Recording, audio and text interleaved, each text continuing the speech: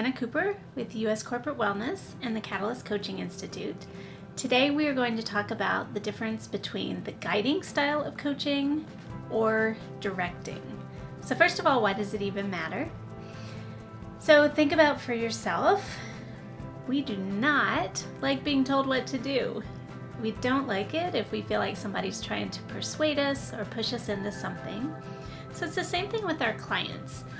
They are going to be much more engaged, and we're going to just be able to work together and have better long-lasting impact when they feel like we're focusing in on what matters to them and not us pushing an agenda on them or really directing them in a certain way.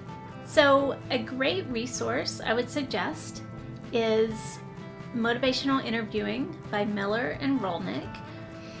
They do a really nice job of talking about what is the guiding style of coaching within motivational interviewing. So I actually think that's a book that all coaches, we should all have on our shelves because it's great in terms of the core principles of motivational interviewing, which are foundational to coaching. So let me give you an example of some different styles of coaching to see if this helps a little in trying to understand what they are.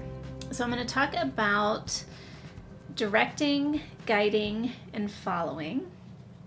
My husband recently had the opportunity to get his PhD in the UK, which gave us the chance to travel from the United States to the UK and do some exploring in a country we had never been to before.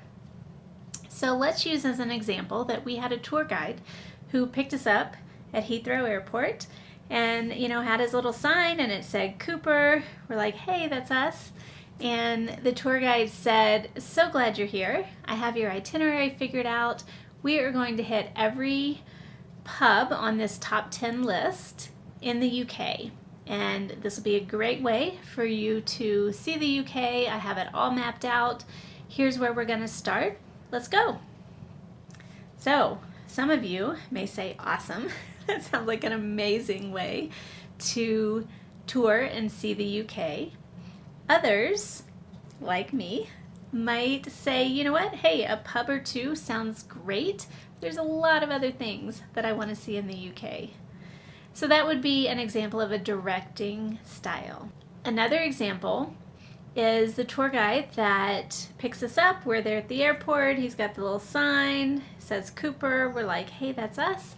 And he says, welcome.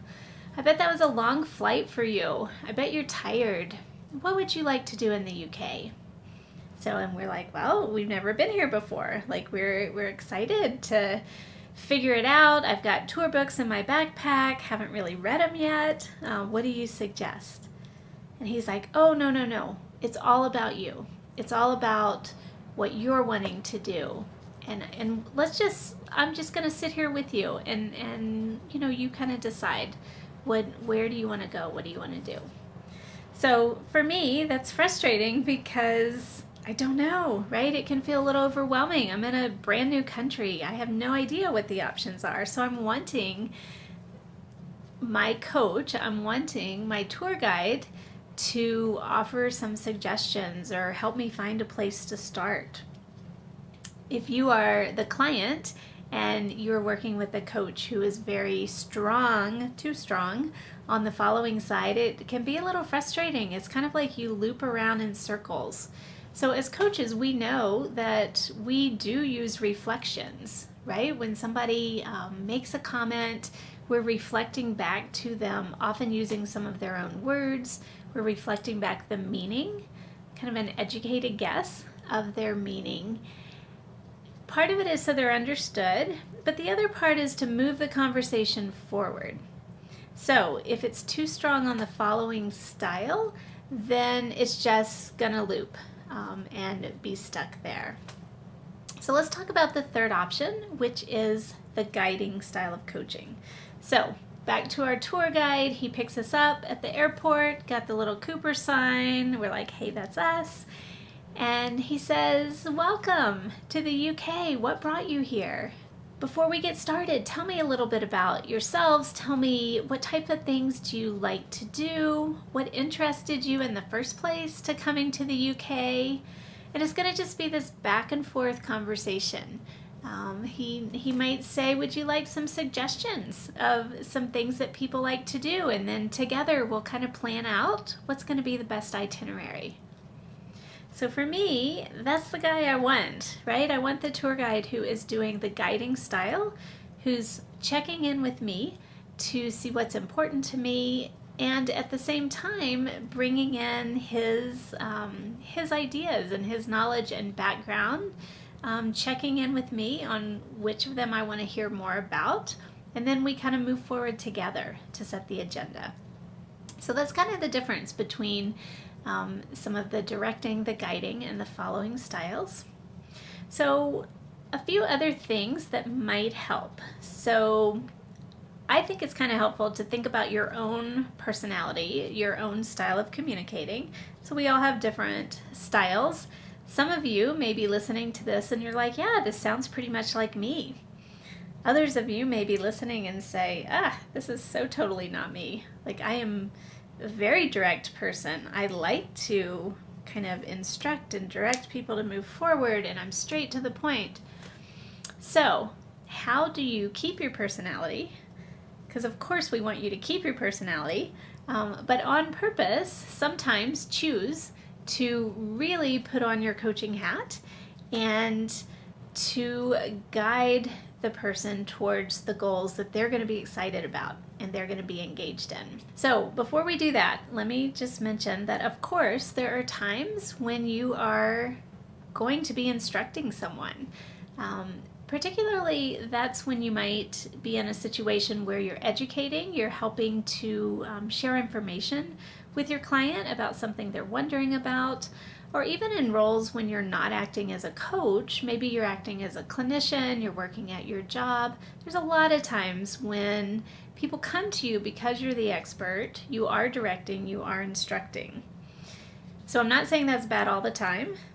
When it comes to coaching, the guiding style is what you're wanting to lean towards more often. So how do you know kind of where you fall? So let me run through a few different ideas about the style and see which ones stand out to you. So first of all, who's doing most of the talking? So if you finish a coaching session and you're like, oh my goodness, I'm so tired of talking. Okay, that's a clue. You were probably doing more directing and instructing. How about problem solving? So if in the first 5 minutes they tell you what's going on, you think about it, you're like, I've got this great idea for you to try. You lay out the strategies to them, you hand it to them and say, here you go. That would be a directing style. As opposed to, say you have maybe a 30-minute coaching session. So the problem solving, the goal setting is really going to be in the last 5 to 10 minutes, not the first 5 minutes. So that's a big difference between directing and guiding style. So how about the goals? Do you find that you talk to clients about the same goal? Like everybody is doing the same thing. Okay, if that's the case, it's probably that you are directing them towards that specific goal. It may be a great goal. So maybe you have people that are wanting to eat healthier and they have the plan that they're going to plan out their menu for the week and they're going to shop on Sunday and they're going to kind of divide things up and get everything ready. I mean, that's awesome, right? That's an awesome thing. But if every single one of your clients who wants to eat healthier is doing the exact same thing, that's a good indicator that you are directing them instead of allowing them to come up with unique goals that are specific to them and specific to their situation. Layers of the conversation. So if you feel like things are pretty surface level, then most likely you are kind of moving along at a pretty fast clip. You're kind of directing, instructing. They've gotten into, they're just sort of answering the questions, as opposed to kind of continuing to deepen and deepen and deepen with those reflections, with those open-ended questions. That would be a difference between kind of the guiding and the directing style. And then, are you leaving the conversation surprised? Or was it just what you thought it would be? So if it's just what you thought it would be, again, you're probably leaning on that directing, instructing side, as opposed to being surprised, like exploring. That's the whole point of open-ended questions and the exploration and the generative moments between the coach and the client, is to go someplace that is new and expand thinking. As I've said that, hopefully you can kind of think back and like, I wonder where I fall on this whole thing of guiding versus directing, and think which one stands out. So again, if you find that your sessions are super quick, you're probably in the directing, you're probably keeping things more surface level. So that's also an indicator. So I know for me, when I'm thinking about it, the problem solving piece pops up. I tend to be pretty quick with somebody mentions something going on, and I'm like pretty quick. I'm like, oh, I got an idea. Like, I just read this or I just saw this, and I'm like ready to share it right away. So for me, that is a big piece. So how about you? Which one stands out to you that is maybe something to work on and something to try?